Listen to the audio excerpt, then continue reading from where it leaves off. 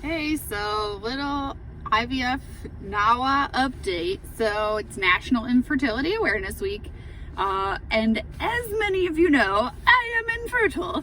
So I probably started posting about National Infertility Awareness Week very early in our infertility journey. I'm pretty positive it was our first National Infertility Awareness Week where we realized that something was going on. So it was probably 2015, I would imagine. We had just started seeing Dr. Beltzos the first, like in April. So it was our first National Infertility and Awareness Week, which is always in April. And I'm pretty sure we had just met with her. I'm not positive. But so we did 3 rounds of IUI and we had no success with that. And we moved right on to IVF right around the time that Dr. Beltzos left FCI and started Vios. Yay! And so we left FCI in August. We had our retrieval in September and we had our transfer in October. And then 9 months later, we had Logan.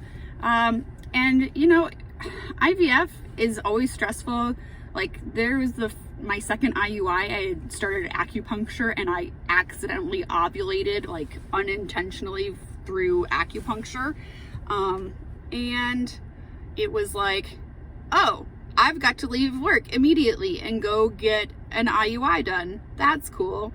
IVF never goes according to plan. That's just IVF. There's always some monkey wrench. It's an exact science that's not an exact science, right? Like, that's why they call it art, artificial reproductive therapy, right?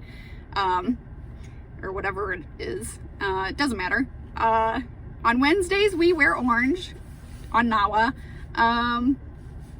And so, yeah, so like IVF, always a fun time, right? Always something new, always something different.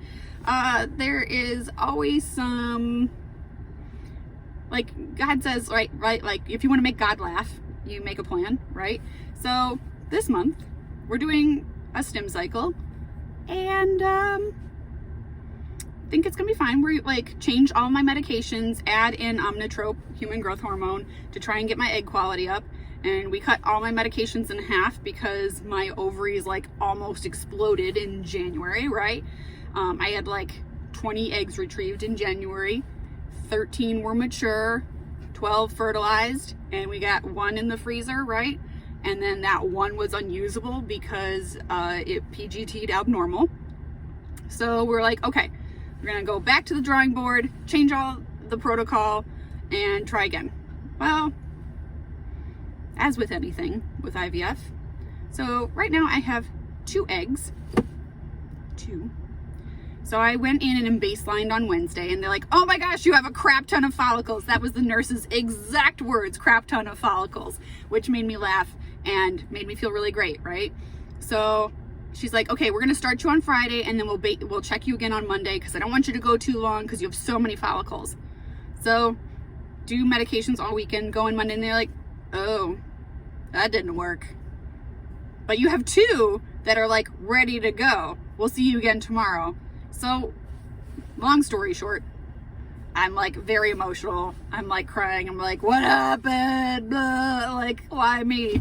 But like, you can't do that. You can't do that with IVF because you're already in the why me category and we're in like the 1% of 1% of people. That's cool. All right. So I'm feeling better. Didn't cry at the office today. I like don't cry in front of doctors typically, I feel like, but like I also think that I'm not a crier and then like cry about everything. So yesterday, sorry Daniela, I cried on you.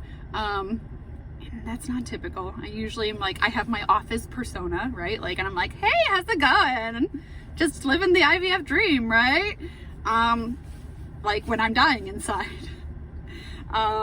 That's just how I operate. If you don't laugh, you'll cry. And I usually do both. So, well, my long story short, also hormone brain. If you're not tracking this, I apologize. Call me later when I'm not on this amount of hormones. I'm having a retrieval tomorrow for 2 eggs, and we're gonna try a fresh transfer on Sunday if the embryos fertilize and they make it to day 3. So that's my plan. Happy National Infertility Awareness Week. That's my story. That's my life right now. Yeah, that's me.